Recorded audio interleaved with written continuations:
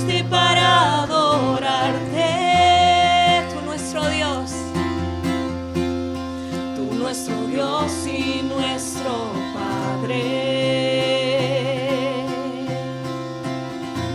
Para gloria tuya nos creaste, una sola fe y una esperanza, un solo Dios digno de alabanza. Y a una voz venimos a exaltarte, venimos a entregarte nuestro ser en adoración, con un corazón lleno de alabanza, alzando manos santas ante ti, Padre y Señor, Padre y Señor. Gloria sea tu nombre, Señor.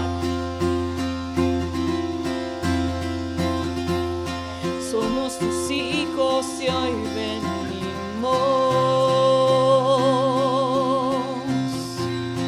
Somos tu pueblo redimido de toda lengua y linaje. Nos escogiste para adorarte, tú nuestro Dios y nuestro Padre. Para gloria tuya nos creaste, una sola fe y una esperanza, un solo Dios digno de alabanza. Y a una voz venimos a exaltarte, venimos a entregarte nuestro ser en adoración, con un corazón lleno de alabanzas, alzando manos santas ante ti, Padre y Señor. Y a una voz venimos a exaltarte, venimos a entregarte nuestro ser en adoración, con un corazón lleno de alabanzas, alzando manos santas ante ti, Padre y Señor, Padre y Señor.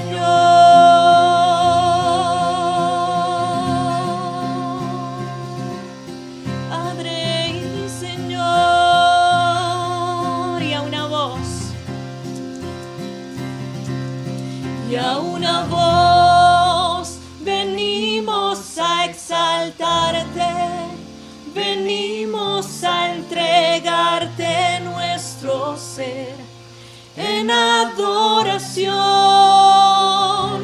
con un corazón lleno de alabanzas, alzando manos santas ante ti, Padre y Señor, Padre y Señor,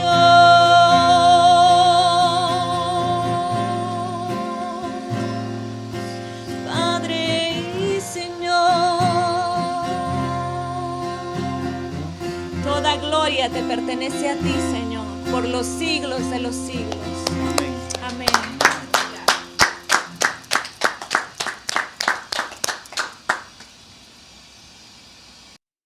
En 1 Juan 1:9 nos dice que si confesamos nuestros pecados, Él es fiel y justo para perdonar nuestros pecados y limpiarnos de toda maldad. Así que en esta hora a manera de humillación, en este canto digámosle, aquí estamos delante de ti, Señor, sabiendo que es por tu amor que somos restaurados, Señor. Tú restauras cada parte de nosotros. Tú conoces nuestro interior, Señor. Nadie más que tú nos puede comprender.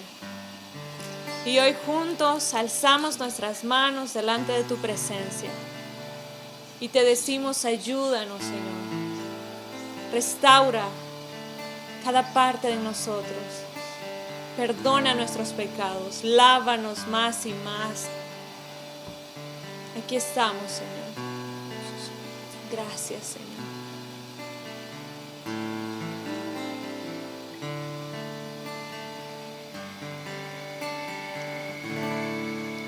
Aquí estoy ante ti, adorándote con todo lo que soy. Quiero ver tu amor, restaurando cada parte de mi ser. Aquí estoy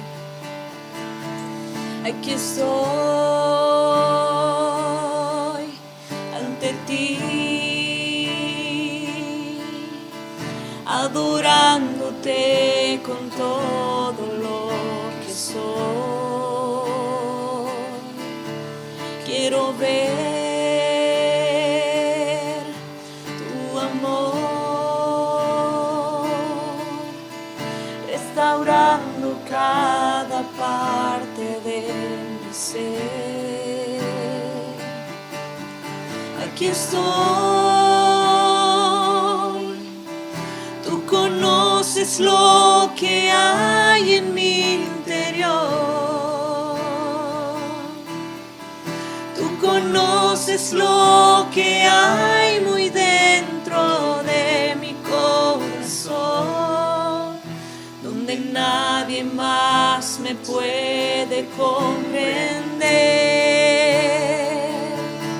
Ayúdame, Señor. Toma mi corazón.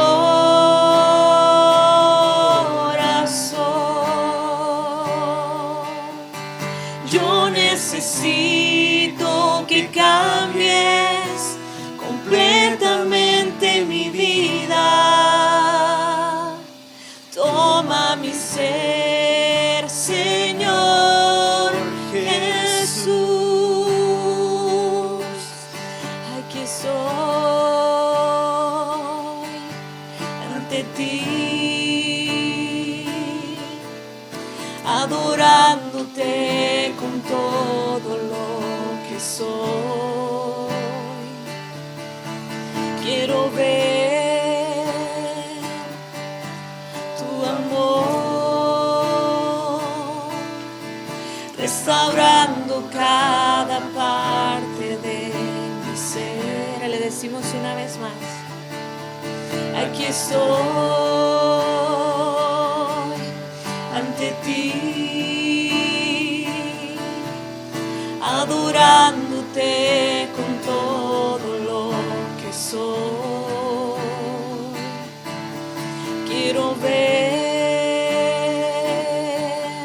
tu amor, restaurando cada parte de mi ser.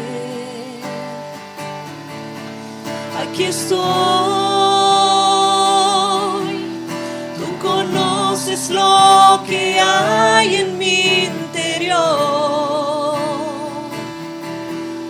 Tú conoces lo que hay muy dentro de mi corazón, donde nadie más me puede comprender. Ayúdame, Señor. Toma mi corazón.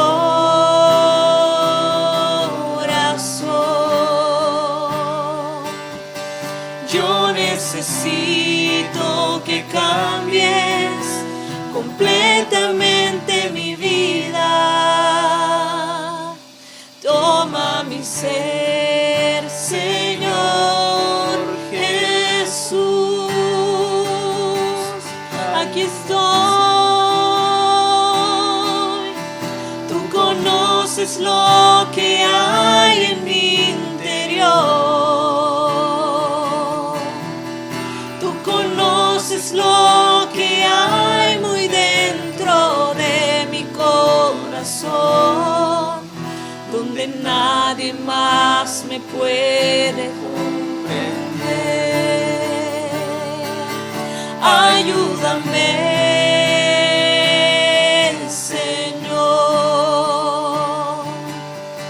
Toma mi corazón.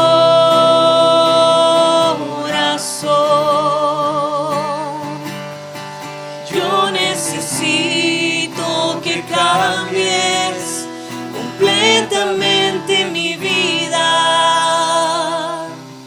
Toma mi ser, Señor Jesús. Ayúdame, ayúdame, Señor. a ti te pedimos, Señor. Toma nuestro corazón, Señor. Necesitamos de ti. Yo necesito que cambies completamente mi vida. Toma mi ser, Señor Jesús. Toma mi ser, Señor Jesús.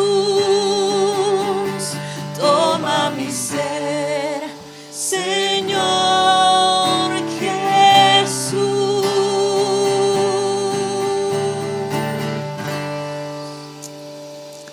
Gracias, Señor. Amén. Buenos días, mis hermanos, buenos días. Gracias por conectarse con nosotros, con Casa de Oración Nueva York. Por la gracia del Señor, una vez más estamos aquí transmitiendo en vivo por vía de Facebook y también por el YouTube. Gracias le damos a ustedes, ¿verdad? Los que comparten las enseñanzas, los que colaboran con el evangelismo virtual. Mientras tengamos la oportunidad, podemos compartir la palabra de Dios que cambia, transforma y salva.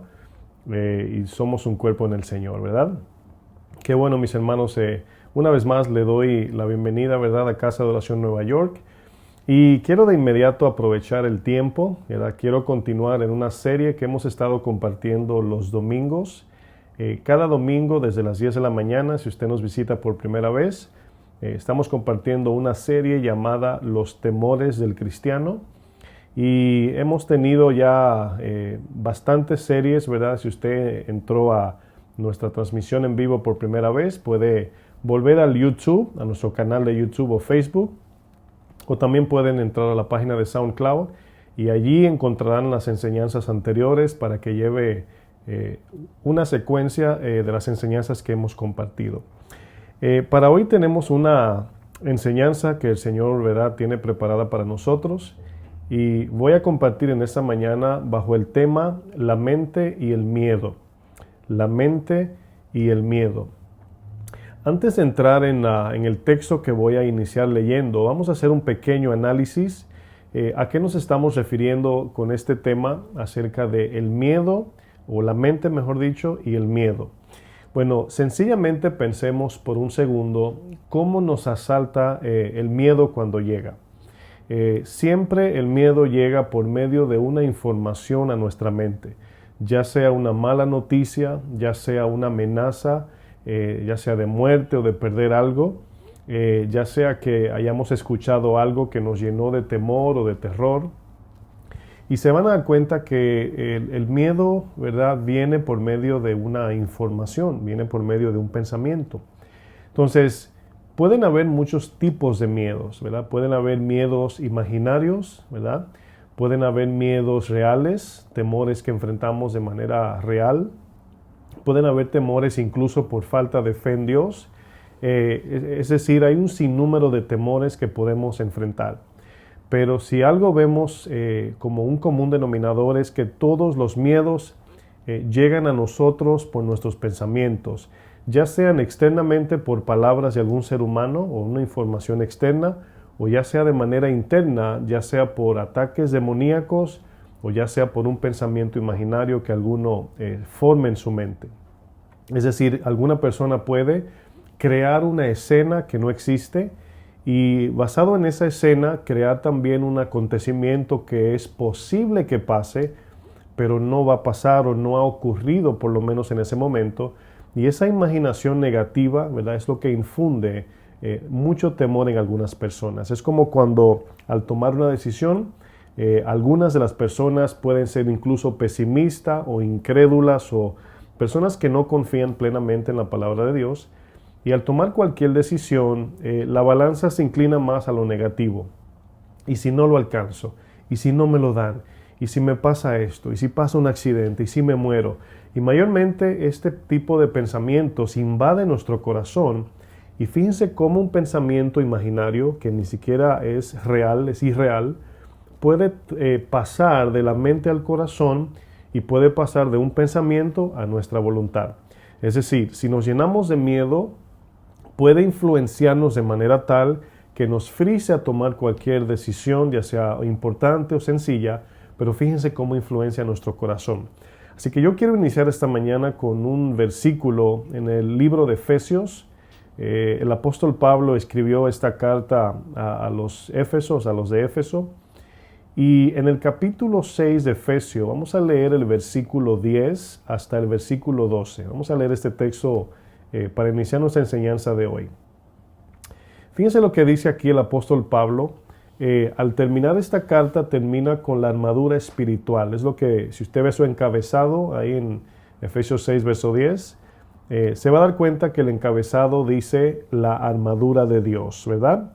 Entendemos que esta armadura es una idea figurativa, metafórica, refiriéndose a cómo el cristiano debe de guardarse de los ataques del enemigo, del día a día que enfrentamos. Cada día enfrentamos un mal, una situación diferente, pero que en todo tiempo debemos estar con esta armadura. Vamos a ver a través de la enseñanza cuál es esa armadura, ¿verdad? Dice Efesios 6:10, el apóstol Pablo le dice, por lo demás, ya después que ha venido desde el capítulo 1, hablando de las bendiciones de Dios eternas en los cielos, bendiciones espirituales en Cristo. Capítulo 2 habla de nuestra vida pasada y nuestra salvación por fe y gracia. En el capítulo 3 luego viene a hablar del amor de Cristo, ¿verdad?, que sobrepasa todo entendimiento. En el capítulo 4 comienza a hablar de la vida antigua del creyente y la vida nueva en Cristo. En el capítulo 5 vienen instrucciones entre hermanos, entre matrimonios, y luego va hasta el capítulo 6, el contexto del verso 10, hablando de cómo los empleados y los hijos deben someterse. Entre el capítulo 5 y 6 habla del sometimiento de los unos a los otros en el temor de Dios. Y todo ese consejo lo trae la carta de los Efesios. Y nos damos cuenta que al terminar esta carta, el último capítulo, Pablo dice, por lo demás, dice, hermanos míos, esto que va a decir a continuación es muy importante. Dice, fortaleceos en el Señor y en el poder de su fuerza. Fortaleceos en el Señor y en el poder de su fuerza. Aquí nos damos cuenta que nuestra fortaleza espiritual, o nuestra fuerza, mejor dicho, el poder que podemos tener para enfrentar el pecado, al enemigo, viene de Dios. Dependemos de Dios. El poder está en Dios, no en el creyente. El poder lo encontramos en el Espíritu Santo, no en el creyente. La guía, la instrucción la encontramos en su palabra, no en el creyente. Entonces, por eso entendemos que debemos estar apegados a su palabra, dependiendo de su Espíritu Santo, descansando en el Señor. Por eso dice, fortaleceos en el Señor y en el poder de su fuerza, no la nuestra. Y luego continúa con la armadura. Dice, vestíos de toda la armadura de Dios para que podáis, aquí nos deja entender que sin la armadura no podremos estar de pie espiritualmente, ante los ataques del enemigo, las tentaciones de pecado y el diario vivir, el diario o la batalla diaria que cada uno como creyentes enfrentamos. Dice, para que podáis, significa que sin la armadura, que vamos a leer luego, no podremos estar firmes en el Señor. Continúo leyendo, para que podáis estar firmes contra las acechanzas del diablo. Miren, como creyentes, hay muchos cristianos que son muy ingenuos espiritualmente hablando. Es decir, hay muchos cristianos que menosprecian a Satanás, a sus demonios, sus tácticas, sus planes, sus maquinaciones, y viven como Caperucita Roja, ¿verdad?, en el monte, ¿verdad?, en el bosque. Y muchas veces al ignorar eso, ¿verdad?, no estoy diciendo que debemos de vivir con esta paranoia de que Satanás está en todos lados, pero sí lo que estoy diciendo es que no debemos, como bien la palabra nos dice, el mismo apóstol Pablo, no ignoremos las maquinaciones de Satanás. Satanás, su único trabajo es engañar a la gente, es destruir, matar y robar. Satanás no toma vacaciones, Satanás no tiene días libres, Satanás no está un día atacándonos y otro día no. El único tiempo libre que tenemos de Satanás es en el momento que Dios, ¿verdad?, porque Dios le da un límite a Satanás para atacarnos. ¿Se acuerdan cuando Satanás le dice a Jesús, ¿verdad?, quiero zarandear a Pedro? Y Jesús le dice a Pedro, Satanás ha venido y ha pedido zarandearte. Ahora bien, aquí nos damos cuenta de algo. Dios le da un tiempo límite para que Satanás nos tiente. Usted diría, Señor, ¿y por qué tú permites eso? Porque hemos estudiado que cada uno de nosotros tenemos una voluntad.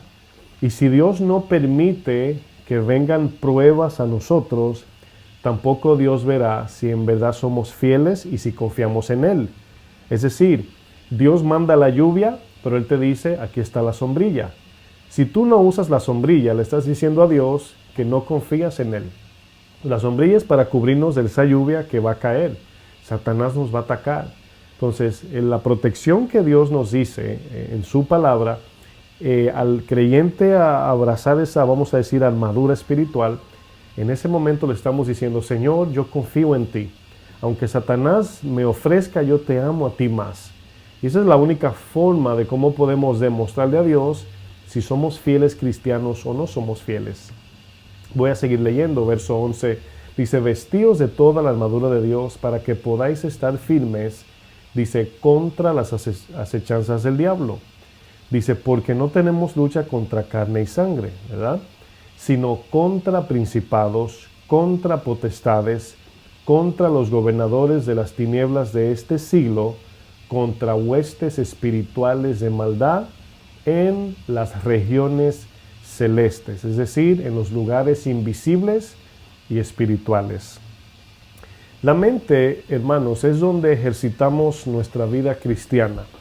El mismo apóstol Pablo en Romanos 7:25 dice, así que yo mismo, ¿verdad?, con la mente sirvo a la ley de Dios, mas con la carne a la ley del pecado.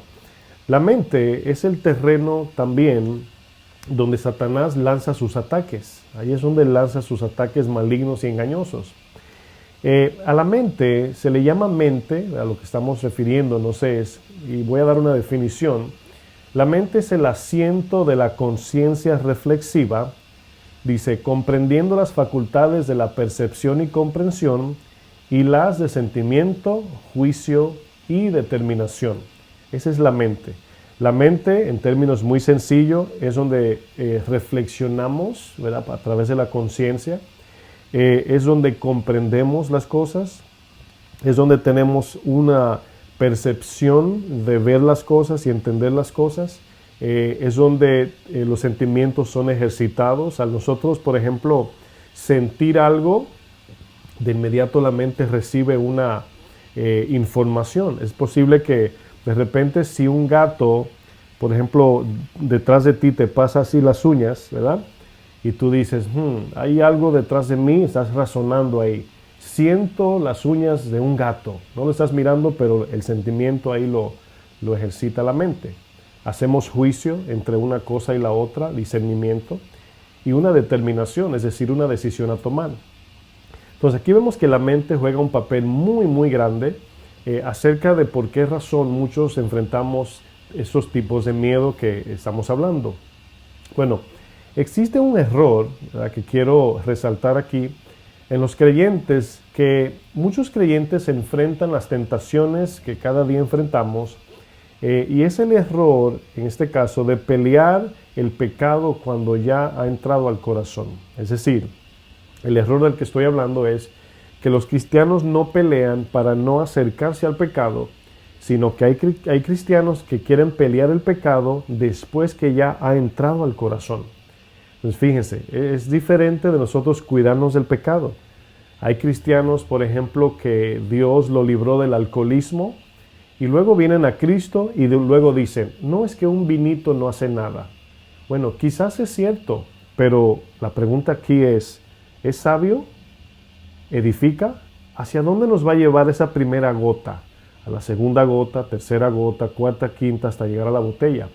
Entonces a veces hay cristianos faltos de entendimiento que dicen, no, es que a veces exageran. Bueno, a veces es posible.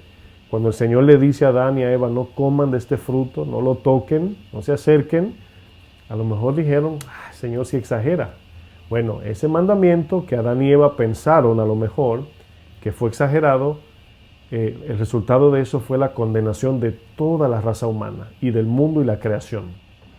Entonces, cuando la palabra nos advierte de algo, es Dios quien nos está advirtiendo, es Dios quien nos está diciendo por qué no. Él a veces no nos dice siempre por qué no debemos hacer algo, pero sabemos que cuando Dios nos corrige, nos da una orden, es por amor a nosotros.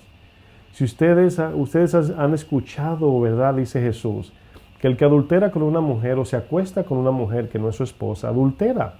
Pero yo os digo que el que la mira con sus ojos y la codicia en su corazón ya adulteró.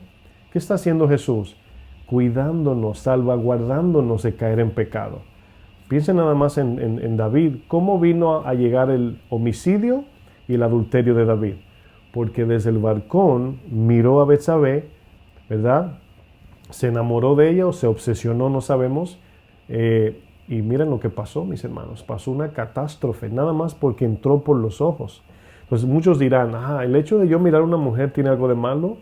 El problema es que mirar es el primer paso a luego estar con esa persona.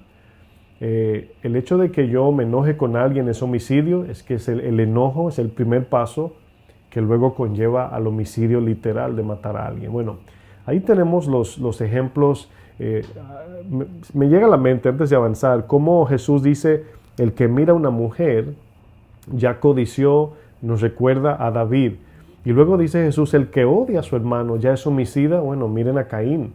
Entonces la Biblia es muy clara, muy explicada en por qué el Señor nos dice estas cosas. Bueno, el pueblo de Israel tenía el entendimiento claro de que para ellos poder defenderse de los enemigos de Israel, para ellos, es decir, para el pueblo de Dios, lo más importante eran los muros. Los muros. Usted conoce la historia de Jericó, ¿verdad? Cuando hablamos de Jericó, lo primero que viene a nuestra mente son los muros, ¿verdad? Jericó era una ciudad amurallada, que eso nos habla de una ciudad protegida, que los enemigos no podían entrar, porque la fama de Jericó era que los muros estaban tan fortalecidos, tan altos, que no había forma de entrar allí. Pero el Señor, con 7 vueltas que dio Josué y el pueblo de Dios, en la fe del mandato de Dios, los muros cayeron. Y eso se promulgó a través de toda la tierra. Cuando escucharon que el Señor derribó esos muros, los que ningún hombre pudo derribar, entonces se dieron cuenta que Dios era poderoso. Pero el punto importante ahí son los muros. Y vemos a través del Antiguo Testamento cómo se repite, ¿verdad?, esto de ciudades amuralladas. Bueno, ¿qué representan estos muros en la palabra de Dios, pero para nosotros? Bueno, a través del Antiguo Testamento podemos ver cómo los muros representaban protección, representaban seguridad y representaban paz, es decir, reposo. Cuando el pueblo veía que los muros estaban, ¿verdad?, altísimos y bien fuertes, bien grandes, era una ciudad en reposo, no tenían temor de que nadie podía meterse, los enemigos no podían entrar, y los muros eran muy importantes en la Biblia. Miren, en la historia del libro de Nehemías vemos un gran lamento de Nehemías porque los muros habían sido derribados. Vamos a ver un ejemplo en Nehemías capítulo 1. Vamos allá. Nehemías capítulo 1, verso 1. Aquí vamos a ver un ejemplo del valor que tenían los muros para los israelitas y demás naciones también. Nehemías 1, versículo 1.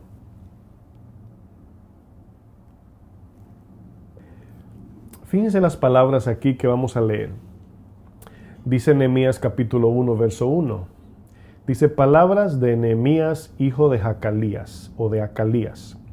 Aconteció en el mes de Quisleu, en el año 20, estando yo, dice aquí Nehemías, en Susa, capital del reino, que vino Hanani, uno de mis hermanos, dice, con algunos varones de Judá, y les pregunté por los judíos que habían escapado, que habían quedado de la cautividad. Y por Jerusalén le pregunté, dice el verso 3, y me dijeron, el remanente, los que quedaron de la cautividad allí en la provincia están en gran mal y en gran afrenta. Ahora, fíjense aquí la noticia que le trae Hanani y los demás que se escaparon de la cautividad en Jerusalén. Y nos damos cuenta que el reporte es, hay un gran mal y afrenta. Y luego dice, y el muro de Jerusalén derribado. Ahora, esta frase del informe que le traen a Nehemías es algo muy grande. Es algo muy grande porque los muros era la protección del pueblo de Dios. Era lo que los protegía de los enemigos. Dice, y el muro de Jerusalén derribado y sus puertas quemadas a fuego. Y dice el verso 4, fíjense la reacción de Nehemías. Cuando oí estas palabras me senté y lloré. Dice, e hice duelo por algunos días y ayuné y oré delante del Dios de los cielos. Miren, Nehemías entendía que Dios era un Dios de misericordia y que si el pueblo de Dios se humillare, Dios oiría sus oraciones y los perdonaría. Nehemías creía eso. Por eso oró, por eso ayunó, por eso apeló a la misericordia y compasión de Dios. Pero Nehemías sabía también que aunque Dios los iba a perdonar, sobre los hombres caía una gran responsabilidad. ¿Cuál era esa responsabilidad? Reedificar los muros. Esto nos da una lección de que porque Dios sea el Todopoderoso, sabemos que nadie le puede hacer frente a Dios. Esto no significa que no tenemos la responsabilidad de levantar nuestros muros. Es decir, confiamos en que Dios es Dios Todopoderoso. Los otros días estaba meditando en la palabra y me llegó un pensamiento donde yo miraba, comparando, por ejemplo, como las películas, vemos que hay un villano y luego está el actor, el bueno, el protagonista. Y en películas vamos a decir, de superhéroes, ¿verdad? Donde hay poderes y todo ese tipo de poder, sabemos que es artificial, pero son películas, vemos cómo el bueno siempre vence al malo, ¿verdad? Y vemos que el villano en la película parece como el más poderoso, ¿verdad?, que se ha visto. Y vemos cómo el superhéroe bueno, ¿verdad?, luego lo pelea y al final, de alguna manera, aunque el villano sea más fuerte, logra el protagonista ganar la pelea, ¿verdad?, la película. O terminar la escena, ¿verdad?, de victoria. Y yo pensaba en Dios y Satanás en este caso. Y muchas veces pensamos, incluso en el Google, si usted pone Dios y Satanás, aparecen hasta jugando ajedrez. Como que si las fuerzas del mal es Dios, Satanás peleando con Dios. Y no, Jesús le dijo en Mateo 4, a tu Dios servirás y solo a Él adorarás. Es decir, la fuerza que Satanás tiene o el poder limitado que tiene, ese poder se origina en Dios, es decir, sale de Dios. Entonces nos damos cuenta que esto no es una cuestión de que quién es más poderoso, no. Dios es el Todopoderoso. Dios es omnipotente. Entonces aquí nos damos cuenta, en ese sentido, de que Dios aún es el más poderoso. Ese mismo Dios nos da una responsabilidad. La responsabilidad de nosotros levantar nuestros muros. Bueno, hay una parte donde quiero que me acompañen a Segunda de Crónicas. Vamos a ver Segunda de Crónicas, capítulo 33. Fíjense aquí, nada más voy a leer un verso, vamos a leer más acerca de Segunda de Crónicas 33. Pero voy a leer un verso para que ustedes vean lo que el Señor le dice a su pueblo. En 2 de Crónicas 33, verso 8 dice, y nunca más, aquí hablando el Señor, quitaré el pie de Israel. Aquí pie tiene el sentido de que nadie va a mover a Dios de Israel, ¿verdad? Que nadie lo puede mover. Dios se va a quedar en Israel para proteger y sustentar a su pueblo. Eso significa nadie me quitará el pie de Israel. Pero van a ver lo que dice luego. Dice, retomo, nunca más quitaré el pie de Israel de la tierra que yo entregué a vuestros padres. Y luego dice, a condición, podemos decir, a no sea que, de que guarden y hagan todas las cosas que yo les he mandado, toda la ley, los estatutos y los preceptos por medio de Moisés. ¿Qué está diciendo el Señor? Que yo les prometo guardarlos del mal de los enemigos bajo la condición de que si ustedes no guardan mi palabra, yo mismo los entregaré en manos del enemigo. Yo mismo permitiré que el enemigo derribe los muros. O sea, aquí vemos una condición, vemos un principio.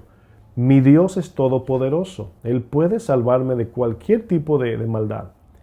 Pero ese Dios poderoso también es soberano y tiene un plan eterno que no entendemos hoy, lo entenderemos después.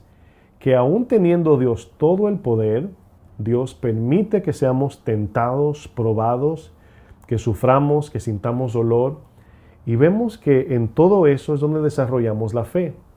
Dios ahí es donde permite que pasemos por todo eso a ver si de verdad confiamos. Cuando Satanás le pide a Jesús zarandear a Pedro, Jesús dice, yo he orado al Padre para que tu fe no falte. ¿Qué estaba diciendo el Señor?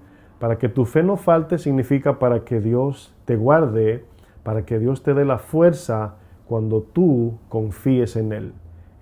Que la fe no falte es que no falte la ayuda de Dios, pero cuando Pedro confiase en el Señor. Vemos que Pedro falló, Satanás lo zarandeó, le falló al Señor, pero vemos que se arrepintió y se fue restituido.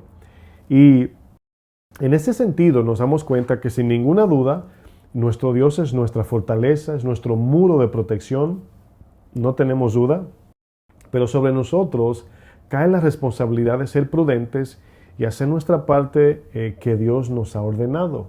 Por ejemplo, vamos a usar una historia, no se mueva de 2 Crónicas 33. En tiempo de los reyes, gobernó en Jerusalén un joven llamado Manasés. Manasés era hijo de un buen rey llamado Ezequías. Y este Ezequías, ¿verdad? Obviamente padre de Manasés, fue un buen rey, ¿verdad? Fue bueno delante del Señor.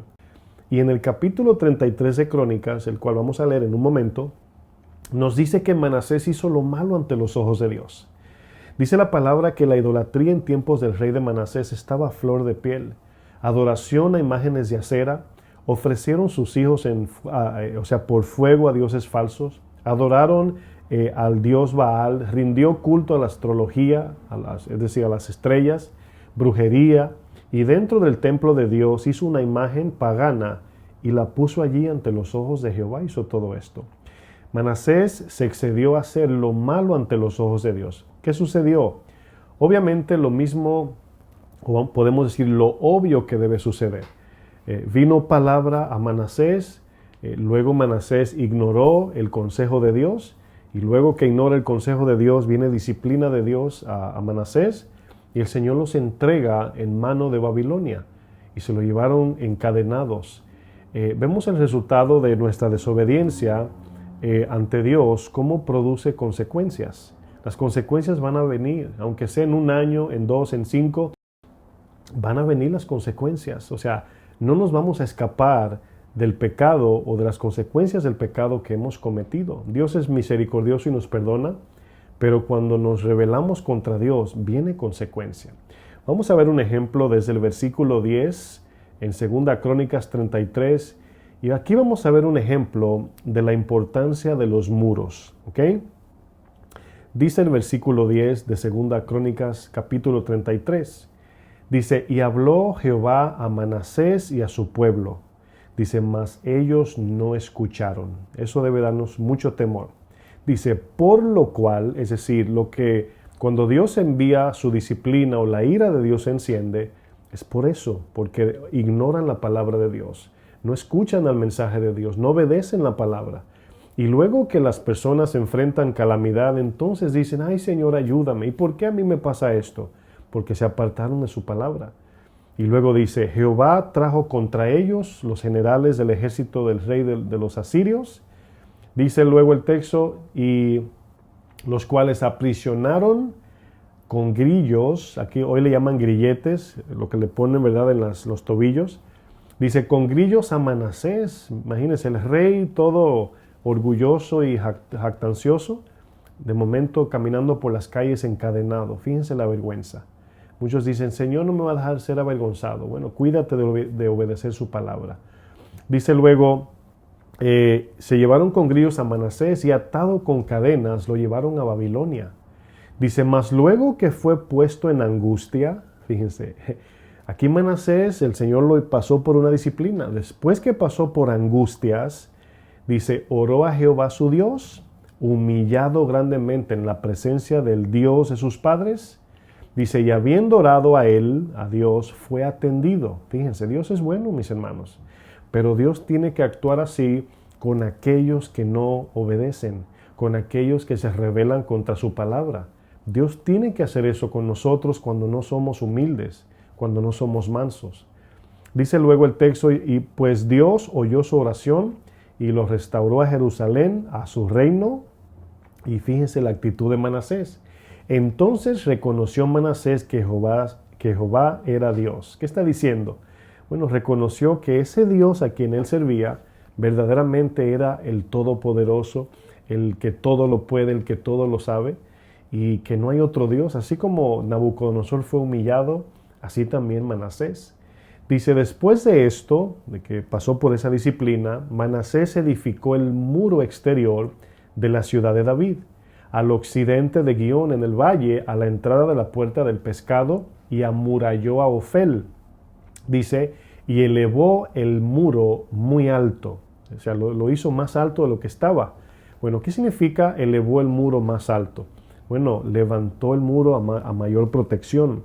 Ahora, si ven el contraste y el balance, dice que Manasés vio que Jehová era Dios, que nadie podía contra él. Preguntamos, ¿por qué entonces Manasés edificó los muros y los hizo más alto? ¿Porque no confiaba en Dios? ¿Porque era cobarde? ¿No tenía fe? No, mis hermanos. Aquí vemos el balance de que Dios es todopoderoso, pero hay una demanda y responsabilidad que cae sobre nosotros. Dice que los edificó, los elevó mucho más alto y puso capitanes de ejército en todas las ciudades fortificadas de Judá. Asimismo quitó los dioses ajenos, aquí viene la limpieza, y el ídolo de la casa de Jehová y todos los altares que había edificado en el monte de la casa de Jehová y en Jerusalén, y los echó fuera de la ciudad. Ahora fíjense la imagen. Este Manasés pecó de manera excesiva contra Dios. Yo leía esto y decía, wow, un rey puesto por Dios, hijo de un buen rey. Ezequías es uno de los pocos buenos reyes. Este Manasés comenzó a los 12 años y duró más de 50 años gobernando. Y metió la adoración a imágenes de acera, adoró a Baal, ofreció sacrificios de niños en fuego. Fíjense lo que hizo este rey.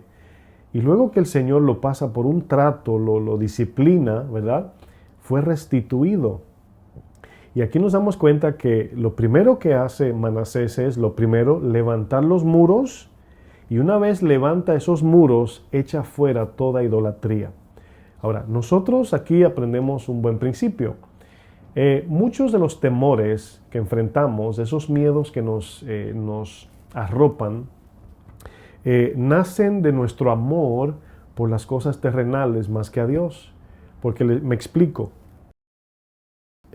Si a mí me dicen, por ejemplo, ¿verdad? Yo como creyente que confío en Dios y tengo una esperanza en la vida eterna, si amo a Dios sobre todo, me dicen, voy a perder todo, ¿verdad? No significa que no voy a tener un cierto miedo o dolor o sufrimiento, claro. O sea, no vamos a ser aquí superhéroes espirituales, sí, vamos a enfrentar cierto temor. Pero en el momento que llevamos nuestra mente, la llevamos a la palabra de Dios y comenzamos a a ver todo lo que dicen las promesas de Dios y que tendremos vida eterna, que Dios es bueno, que lo que Él prometió va a cumplir, todo eso va a comenzar a formar en nosotros un sentido de seguridad, de protección y de paz. Esos son los muros que debemos nosotros tener. Incluso me llega a la mente un texto, vamos a 2 de Corintios 10. Fíjense lo que dice aquí el apóstol Pablo en 2 de Corintios 10. Porque los temores vienen, como decía anteriormente, por medio de informaciones, pensamientos, engaños, imaginaciones. A veces escuchamos algún estruendo en la calle, así como de lejos, algo que suena muy fuerte. Y la mente es así, la mente se va a lo negativo, ¿verdad? Y dice, ay, creo que fue un accidente, o creo que se cayó un edificio, creo que fue una bomba. Siempre se va al pesimismo, ¿verdad? Pero como no sabemos, decimos, bueno, no sabemos lo que fue. Parece que fue esto, pero no sabemos. Y aquí Pablo, en 2 de Corintios, capítulo 10, versículo 3, dice, pues aunque andamos en la carne, no militamos según la carne. Aunque vivimos en un cuerpo físico, nuestras luchas no son físicas, como decía Efesios. Dice, porque las armas de nuestra milicia no son carnales, sino poderosas en Dios, para destrucción de fortalezas, derribando argumento y toda altivez que se levanta contra el conocimiento de Dios, y llevando cautivo todo pensamiento a la obediencia a Cristo, y estando prontos para castigar toda desobediencia cuando vuestra obediencia sea perfecta. Aquí vemos que en el verso 4 dice, para la destrucción de fortalezas. Y fortalezas, cuando lo usamos en términos así del Antiguo Testamento, pensamos en un muro, ¿verdad?, muy alto, ¿verdad? Esa fortaleza, ese muro que nos protege.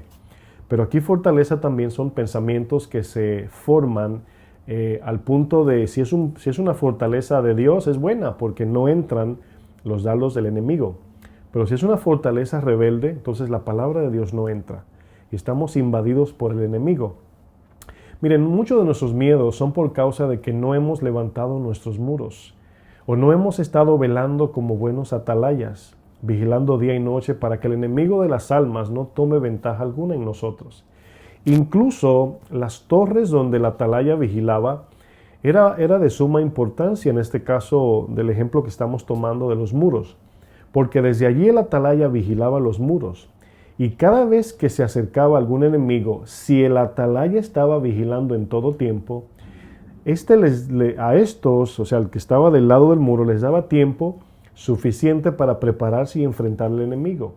Aquí vemos la importancia de los muros para protegernos de que no entre el enemigo. Luego vamos a ver cuáles son esos muros. Pero también el atalaya representa vigilancia. El atalaya siempre está mirando de lejos al enemigo. Y esto habla de que todo creyente debe de estar siempre a la expectativa, no en paranoia, no así como que, ay, por aquí va a salir Satanás. No. Pero todo discerniéndolo a la luz de las Escrituras. Bueno, voy a tomar esta decisión. ¿A dónde me lleva? ¿Es voluntad de Dios? ¿Ya le oré al Señor? Quiero comprar esto, me quiero ir por aquí. Todo debemos estar sobrios, que significa que la palabra controle todos nuestros sentidos sensoriales. Es importante esto, porque la atalaya tenía un cierto talento para identificar de lejos quién se acercaba a los muros, ¿verdad?, a la ciudad. Bueno, ¿cuál era la responsabilidad de una atalaya? Vamos a ver un ejemplo en 2 de Samuel, capítulo 18. Acompáñenme allá, vamos a 2 de Samuel. En 2 de Samuel, capítulo 18, vamos a ver un ejemplo. Nada más vamos a usar estos textos para ver el trabajo de una atalaya. Esto nos ayuda a vivir confiados al entender esta enseñanza, porque somos llamados a velar, somos llamados a ser sobrios, a orar, confiar en Dios, descansar en Dios. Hemos visto cómo los muros representan nuestra protección para que el enemigo no entre. Por esa razón, cuando alguna persona conoce del Señor, su casa viene a ser más o menos como si fuera su ciudad. Y todo lo que permitimos que entre a la casa, ya sea por la puerta, materialmente hablando de una puerta de madera o metal, como también por nuestros ojos y oídos, ¿verdad? Nuestras puertas son la puerta por la que entramos con la llave, pero también nuestros ojos y oídos son una puerta a entrar a nuestra familia. Entonces, los varones como cabeza de hogar deben de cuidar todo lo que se escucha y se ve en su casa, levantar los muros. La esposa debe también, del mismo modo, todo lo que está viendo y oyendo son puertas que le damos lugar a nuestra casa. Y por eso tenemos que purificar. Una vez levantamos los muros, echamos fuera los ídolos, ¿verdad? Fíjense lo que dice 2 de Samuel 18, versículo 24. Dice, y David estaba sentado entre las dos puertas. Recuerden que nada más estamos viendo un ejemplo del trabajo de una atalaya en este texto. Dice, y el atalaya había ido al terrado sobre la puerta en el muro, ¿verdad? Dice, y alzando sus ojos, aquí vemos como la idea, como en las películas, están los muros de la ciudad y luego en cada esquina hay como una cierta torre, y en esa torre alta hay como un abierto, como una ventana, y ahí hay una atalaya. Está todo tiempo, 24 horas, ¿verdad? Algunos se turnean o hacen cambios, ¿verdad? Uno que a lo mejor cubre 12 horas, el otro 12 horas, no sé. Pero 24 horas está el atalaya mirando a distancia. ¿Por qué está mirando a distancia? Para tener tiempo, por si el enemigo se acerca, preparar el ejército para ir a pelea. Si el atalaya se distrae, si no está vigilando, el enemigo se le va a aparecer ya frente a la puerta y no va a haber tiempo para prepararse. Pues aquí dice que el atalaya, alzando sus ojos, mirando de lejos a gran distancia, miró y vio a uno que corría solo. Entonces, aquí estamos viendo el discernimiento de un atalaya. El atalaya dio luego voces y lo hizo saber al rey. Ese era su trabajo. Y el rey dijo, si viene solo, buenas nuevas trae. Ahora, ¿qué podemos extraer de aquí espiritualmente? El atalaya es como el creyente que ve algo y dice, ¿qué es eso, Señor? Ahora, fíjense que el atalaya le habló al rey. Cuando nosotros vemos algo, nosotros le hablamos a Dios. En oración o en su palabra encontramos la respuesta de eso que se está acercando, cualquier cosa que sea. O sea, aquí vemos el discernimiento, pero es siempre el Señor que nos da el discernimiento para saber si el enemigo se está acercando o no. Dice luego el texto, si viene solo, dice David el rey, dice, buenas nuevas trae. En tanto que él venía acercándose, dice, vio el atalaya a otro que corría y dio voces el atalaya al portero diciendo, he aquí otro hombre que corre solo. Y el rey dijo, este también es mensajero. Y el atalaya volvió a decir, me parece el correr del primero como el correr de ahí hay más. Parece que hay más ahí, ¿verdad? Así se llama, hay más. El hermano de hay menos. No, así se llama, hay más, hijo de Sadoc. Dice el atalaya, me parece su correr como de hay más. Es decir, como que reconozco este correr. La forma que corría se parecía a alguien que él podía identificar. Dice luego, y respondió el rey, ese es hombre de bien y viene con buenas nuevas. Ahora, qué bueno que los que venían eran buenos, eran obviamente a traer buenas nuevas, buena noticia. Pero se dan cuenta que el atalaya tenía discernimiento y consultaba al rey. Bueno, en un momento el atalaya vemos que dice, me parece como que el que corre como hay más. Y esta parte nos enseña que tenemos o debemos tener discernimiento, pero también debemos orar a Dios para que nos dé la dirección en cada situación particular. Bueno, los muros representan nuestra protección de los enemigos, pero ¿cuáles serían para nosotros en la actualidad los muros? Porque hoy no estamos levantando literalmente muros de piedra, no estamos protegiéndonos del enemigo que viene, ¿verdad?, a matarnos con espada, ¿verdad?, o con pistola. Dice Efesios que los enemigos que tenemos son espirituales. Vamos a volver al libro de Efesios, capítulo 6, verso 13. Efesios 6, versículo 13.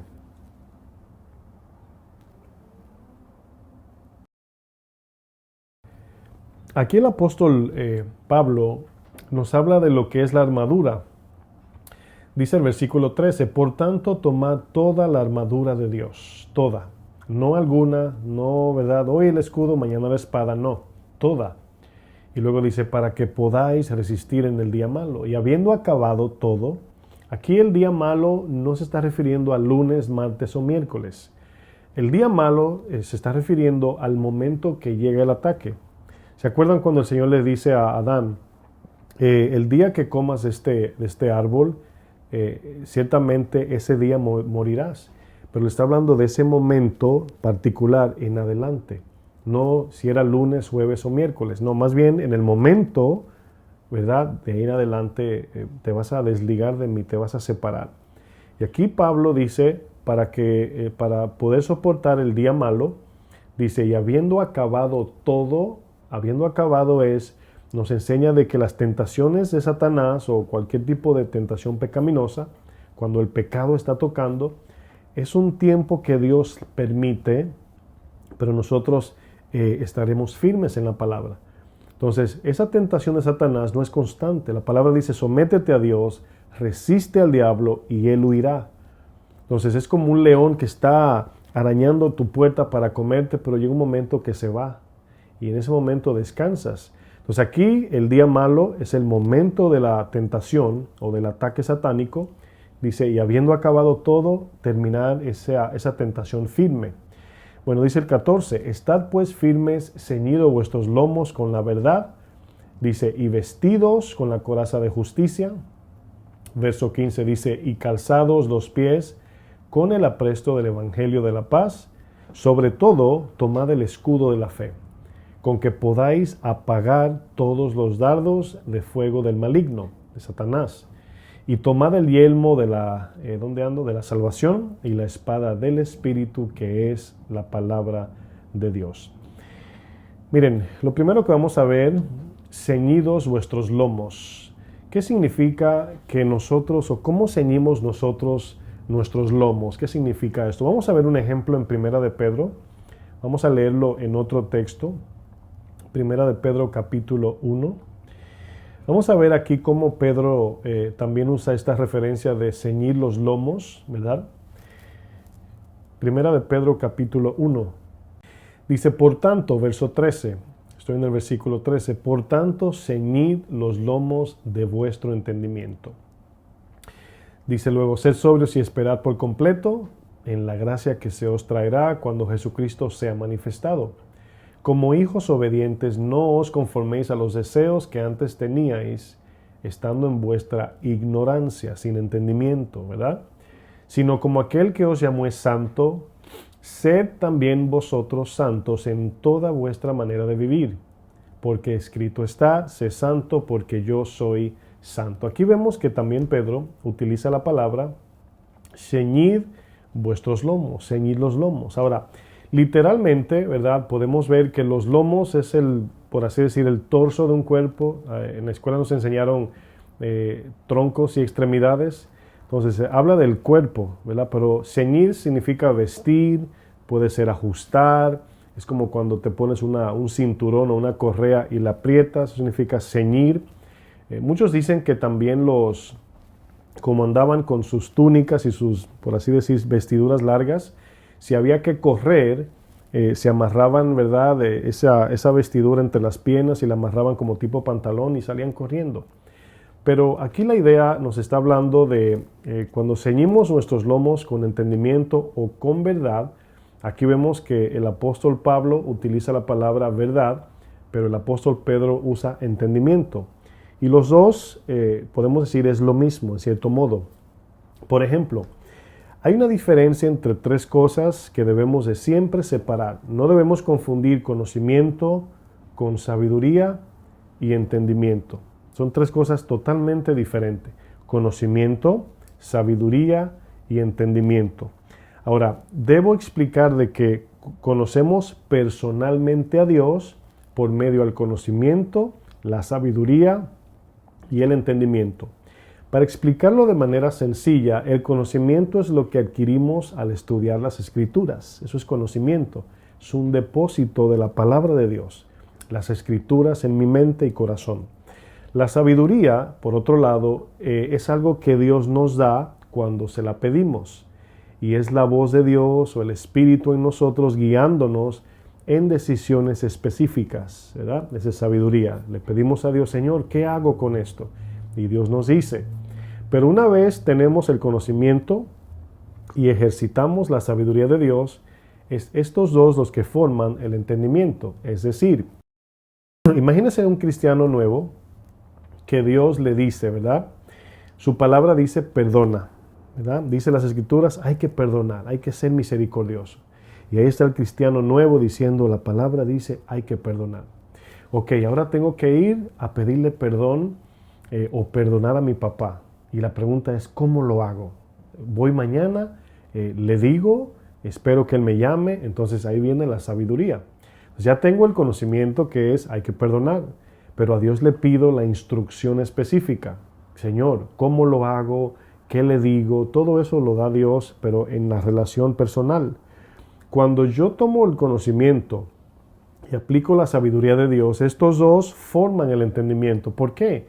Porque una vez este muchacho cuando vaya y perdone a su papá, en este caso un ejemplo estoy usando, y sienta esa paz que el Señor le quitó un peso de encima, va a decir, wow, ahora entendí. Pero mientras no ejercite estas tres, no va a crecer en entendimiento. Por eso vemos que aquí la verdad que el apóstol Pablo en Efesios habla es de la verdad de lo que Cristo es en nosotros. Pero Pedro dice entendimiento de tener claro y entendido lo que es la vida cristiana, que es lo mismo que Cristo en nosotros. Bueno, aquí nos damos cuenta, Jesús en un momento dijo la verdad nos va a hacer libres, ¿verdad? El entendimiento, trae reposo y confianza en tiempos de temor. ¿Por qué? Porque cuando vamos a pensar espiritualmente, estamos en los muros, hemos levantado los muros, y el entendimiento nos dice, ¿verdad? Dios es poderoso y no vamos a decir, Dios no va a permitir que el enemigo me toque. No, yo voy a vivir en su palabra y confío en Dios, pero si el enemigo me toca, Dios tiene cuidado de mi alma. Aunque el enemigo me mate, no puede matar mi alma. Eso es entendimiento.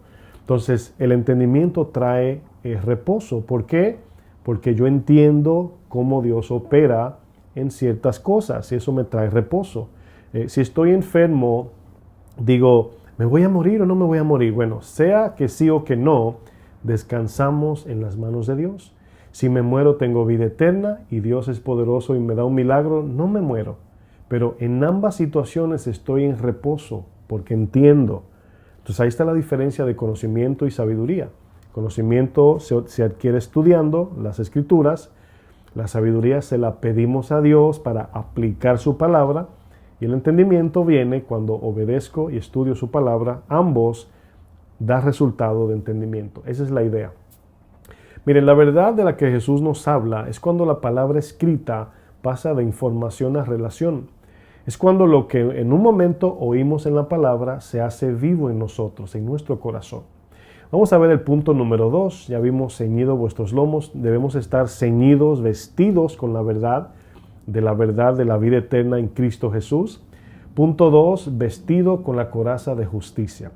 ¿Qué es la coraza de justicia? Coraza, vemos que es un protector que tenía era lo que lo protegía al soldado de cualquier herida al corazón. Es decir, el creyente protege su corazón viviendo en la justicia de la palabra de Dios, ¿verdad? ¿Con qué guardará el joven su camino? Con guardar su palabra. Nos vemos que aquí le ponemos protección a nuestro corazón viviendo en la justicia de Dios, viviendo y haciendo lo que es justo. Y lo que es justo, obviamente no es ojo por ojo, diente por diente, sino como Cristo nos enseñó lo que significa justicia. El muro del corazón del creyente, en este caso, es la justicia de su palabra, viviendo una vida justa y piadosa como Cristo vivió. Por ejemplo, vamos a leer un proverbio. Proverbios capítulo 1, verso 33. Fíjense lo que dice este proverbio. Proverbios capítulo 1, verso 33. Vamos sobre el final. Proverbios 1:33 dice, mas el que me oyere, ¿verdad? El que ponga atención a mi palabra, dice, habitará confiadamente. Aquí no solamente es oír la palabra como algunos, escuché la enseñanza y luego salen y se le olvida.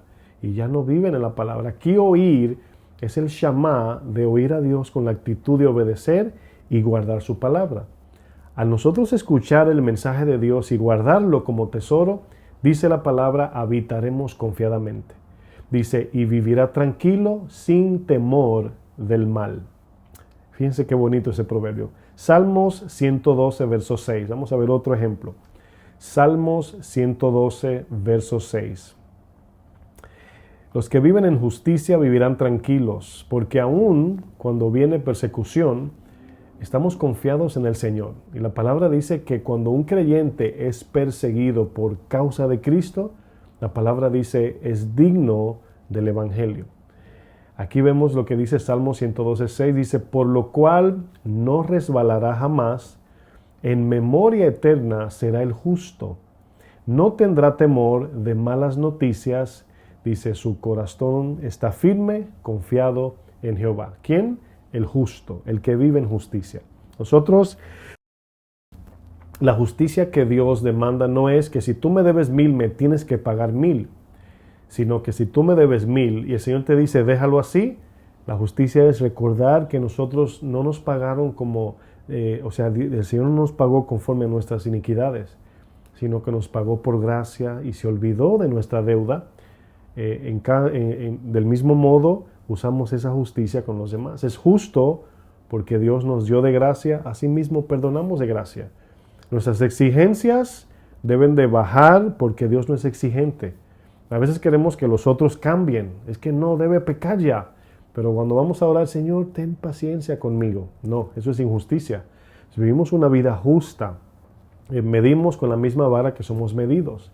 Juzgamos con corazón misericordioso, ¿verdad? Y hacemos las cosas como Dios manda.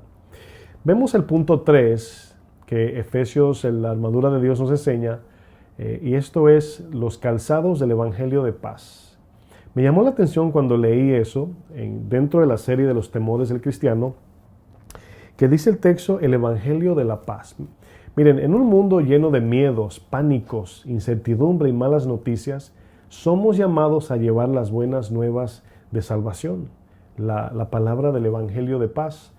Pero la pregunta es, ¿cómo podremos anunciar el Evangelio de paz si vivimos controlados por el miedo? ¿Cómo puede una persona decir, mira, Cristo te ama, Dios te bendiga? O sea, imagínese usted, ¿verdad? Ten paz, mi hermano, ten paz. O sea, usted le ve la cara a una persona así y dice, ¿cómo que? Parece como que lo andan persiguiendo. La gente quiere ver que estamos confiados en el Señor, estamos reposados y reposando en el Señor. Que las noticias no nos mueven, que nuestro ánimo no sube y baja dependiendo de lo que la televisión diga. Estamos confiados en el Evangelio. En esa misma actitud debemos de llevar el Evangelio. Por eso es que el apóstol Pedro nos dice que debemos de ceñir nuestros lomos con entendimiento, sabiendo que anunciamos el Evangelio de paz, pero debemos de llenarnos de paz. Punto 4 es el escudo de la fe, y este es muy importante. Miren, el enemigo de las almas está constantemente lanzando sus dardos de fuego. Entiéndase, pensamientos malignos que a menudo invaden nuestra mente con temores negativos. El escudo de la fe es nuestra plena confianza en el Evangelio. Porque acuérdense, si Satanás te dice, te van a matar, porque así viene la persecución. Le pongo un ejemplo. Mi esposa y yo veíamos un documental anoche, muy bueno, acerca de algunos príncipes de Arabia Saudita y todo eso. Y el documental tenía que ver con cómo algunos gobernadores son tiranos y gobiernan su nación por medio de dos cosas. Por un lado, viven ofreciendo riquezas, comodidades y deleites, y hacen a la gente adicta a eso. Y por ahí los amarran, por ahí los encadenan, los esclavizan. Pero los que se niegan a vivir ese estilo de vida, caen en el otro renglón, que es el temor, infundir temor. Y hemos visto cómo en unos años atrás el terrorismo invadió el corazón de muchas personas. Salieron unos videos cuando le cortaban la cabeza y todo eso. Eso llenó a la gente de mucho temor. Pero la noticia utiliza todo eso y juega con nosotros, ¿verdad? Dicen, si usted quiere, ¿verdad?, tener paz, bébase esta pastilla. Y si usted quiere esto, aquí le vendemos esto. Y se aprovechaban de todo ese pánico y todo ese miedo, y mucha gente subió de peso, mucha gente se enfermó, mucha gente perdió sus trabajos, mucha gente cayó en una angustia emocional por las noticias. Se les olvidó que no se dormirá el Dios de Israel. El Señor no está dormido, no se olvidó el Señor de nosotros, pero todo eso acontece y cuando el mundo se mueve y los cristianos estamos parados firmes, la gente ve eso y luego dice, yo quiero de eso porque me estoy volviendo loco o loca por lo que estoy oyendo. Y le damos el evangelio de salvación. Ese es nuestro escudo de fe. Satanás te dice algo que te infunde miedo, tú dices, le rebates con lo contrario. Te vas a morir, tengo vida eterna. Te vas a enfermar, tengo vida eterna. Vas a perder tu trabajo, yo dependo de Dios. Ese es el escudo. Pero si tú dices, ay, voy a perder mi trabajo, ¿y cómo voy a pagar ese? No, mis hermanos, no. Dependemos de Dios. Ese es el escudo de la fe. Y Satanás te tira miles de dardos y tú ahí, ¿verdad? No escucho nada. ¿Quién está hablando allí? Bueno, el Señor es nuestro guardador, sustentador, redentor, salvador, gobernador. Dios es eterno y soberano, mis hermanos. Es el escudo que nos protege y no vamos a tener miedo. Aun cuando llegue el miedo que va a llegar, nos acordamos de las promesas. Es importante deleitarnos en las cosas de arriba para cuando nos amenacen con las cosas de abajo.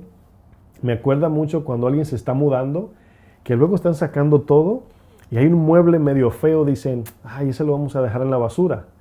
Y viene alguien y le dice, mira, yo quiero ese mueble. Y tú dices, bueno, y tú en tu mente dices, ya casi lo iba a botar como quiera. O sea, no tiene ya valor.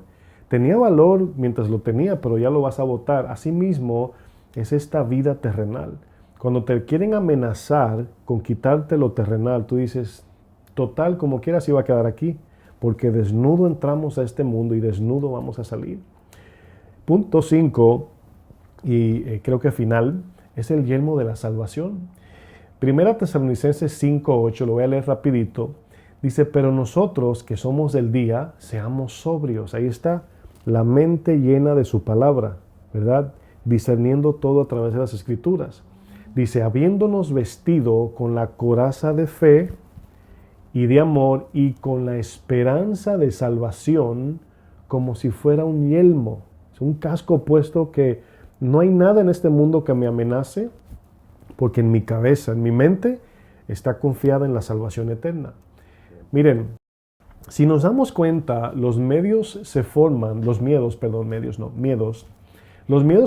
por medio a las cosas que invaden nuestra mente. Una amenaza, una mala noticia, y muchas veces el miedo viene cuando comenzamos a crear imaginaciones negativas de un posible acontecimiento irreal creado por el mismo miedo. Miren, el yelmo de la salvación nos recuerda que no importa lo que pase, aun si enfrentamos la muerte, en Cristo tenemos salvación y vida eterna. Hermanos, para el creyente el fin de sus días no tiene fin, no existe un número matemático que calcule cuánto vamos a durar con el Señor. Hermanos, vida eterna. La coraza de fe nos protege del engaño del enemigo, pero el yelmo de salvación nos pone la mira en las cosas de arriba, en la vida eterna. Miren, cuando olvidamos las promesas de Dios nos asalta el miedo y nuestra mente, el cual es el terreno perfecto de Satanás, y él se aprovecha cuando andamos distraídos para lanzar sus dardos, nos damos cuenta que la mente debe de estar llena de la palabra. Día y noche meditando en las promesas de Dios, en el poder de Dios, en la hermosura de su santidad. Y ahí podremos tener paz. El yelmo de la salvación nos ayuda a derribar los ataques que Satanás lanza a nuestra mente y así permanecer firmes en la fe. Punto 6, y este sí es el último, es la espada del Espíritu. La espada del Espíritu. La espada del Espíritu es una de las armas ofensivas, la mayoría son defensivas, pero esta es ofensiva. Es una de las armas ofensivas que encontramos en la lista de la armadura de Dios. Pero, ¿qué es la espada del Espíritu? Bueno, aquí es un punto importante. La espada del Espíritu es cuando el creyente, al guardar la palabra de Dios en su corazón, el Espíritu toma de esa palabra y la aplica en momentos necesarios. Es decir, aquí vemos alguien que estudia la palabra, ¿verdad? Y retiene lo que aprende. Bueno, eso que aprendió tendrá en su momento una necesidad específica. Es decir, hemos estudiado cosas en la Biblia que luego al tiempo cuando la enfrentamos es cuando la ponemos por obra y la entendemos. ¿Cuántas cosas hemos estudiado como la misma persecución? ¿Verdad? Algunos nunca han experimentado persecución, pero un día llegará. Pero estamos viendo cómo la palabra nos prepara. Por esto vemos que es un mandamiento lo que Pablo dice: tomad toda la armadura de Dios, tomad la espada, el escudo, la coraza, los calzados del evangelio, el yelmo de salvación. Y nos damos cuenta que aquí, si nos guardamos de su palabra, en momentos de pánico, terror o miedo, si no la guardamos la palabra, no sabríamos qué hacer. Si no guardamos la palabra, no sabemos qué hacer en esos momentos, porque a dónde acudir. Y ahí es donde vemos que la guerra real que se forma como miedo en nosotros es en nuestra mente. Quiero terminar con el Salmo 46. Vamos a terminar con este versículo, o mejor dicho, capítulo completo, lo vamos a leer. Este capítulo, hermanos, espero usted cuando lo lea pueda quedarse con esto en su corazón y meditar en esto que dice y creerlo también, porque muchas veces algunos no creen lo que dice la palabra, y cuando viene la amenaza de muerte o cuando viene las amenazas de la noticia, por ahí viene el cheque del estímulo y estamos contentos y luego dicen no lo van a dar, y luego estamos desanimados. Y la noticia te tiene, ahí voy, ahí vengo, ¿verdad? Dicen que la cosa va a mejorar, gloria a Dios, contentos, ahí está todo el mundo, ¿verdad? Mandando ofrendas y todo, y con todo el mundo emocionado. Pero luego dicen, no, parece que, ¿verdad? No vamos a poder esto, las cosas no es como ustedes creen, y la noticia va el ánimo para abajo otra vez. Y muchos dependen de la noticia para encontrar reposo, seguridad. Si la noticia dice algo bueno, me siento contento. Si la noticia dice algo malo, se me fue el gozo. Pero bueno, para recordar, Salmo 46, versículo 1 dice: Dios es nuestro amparo y fortaleza, nuestro pronto auxilio en las tribulaciones. A quien acudimos pronto es a Dios, o debemos. Por tanto, no temeremos aunque la tierra sea removida. Piensen en eso por un segundo. Aunque la tierra sea removida, no voy a tener temor. Dice, y traspasen los montes al corazón del mar, aunque bramen y se turben sus aguas, y tiemblen los montes a causa de su braveza. Dice, del río sus corrientes alegran la ciudad de Dios, el santuario de las moradas del Altísimo. Dios está en medio de ella, no será conmovida. Dios la ayudará al clarear la mañana. Bramaron las naciones, titubearon los reinos, dio él su voz, se derritió la tierra. Dice, Jehová de los ejércitos está con nosotros, nuestro refugio es el Dios de Jacob. Verso 8, venid, ved las obras de Jehová, que ha puesto asolamiento en la tierra, que hace cesar las guerras hasta los fines de la tierra, que quiebra el arco, corta la lanza y quema los carros en el fuego. Y termina diciendo, estad quietos. Si usted tiene a alguien al lado, dígale, mira, estate quieto y conoced que yo soy Dios. Dice el Señor, seré exaltado entre las naciones, enaltecido seré en la tierra. Jehová de los ejércitos está con nosotros, nuestro refugio es el Dios de Jacob. Creo que no habría más palabras para encontrar paz en el Señor. Yo pienso que estas palabras son más que suficientes para encontrar ese reposo y decir, el Señor es mi fortaleza, Él es mi refugio, en Él descanso, aunque se remuevan las montañas, en Él descanso yo. Mis hermanos, tenemos una encomienda y responsabilidad de levantar los muros, y cuando levantemos esos muros, echemos fuera toda idolatría. Gloria a Dios. Vamos a orar para terminar. Padre, gracias, Señor. Bendito eres por los siglos de los siglos, Señor, y te damos gloria y gracias por tu palabra. Sabemos, mi Señor, que no importa lo que pase en esta tierra, tu plan eterno será cumplido. En ti confiaré, Señor. Cuando tenga miedo, correré en auxilio a ti, Señor, y encontraré allí reposo. Encontraré donde descansar mientras el mundo se aterroriza por malas noticias. Yo no sé lo que están pasando mis hermanos que me están viendo, pero lo que sí yo sé es que en ti hay esperanza, Señor. Quizás hoy no entendamos, quizás hoy no se resuelvan nuestros problemas que nos están agobiando, pero un día llegará Un día llegará que ya no más lágrimas, ya no más lamentos, ya no más voy a sentirme desesperanzado por lo que este mundo constantemente me aterroriza y me amenaza. Un día llegará que ya no más estaremos corriendo de aquí para allá. Ya no más diremos nos vemos mañana o buenas noches o buenos días. Ya no más diremos te extraño. Ya no más diremos no te vayas. Ya no más diremos estoy solo. Ya no más diremos tengo que pagar esto o no tengo esto o aquello.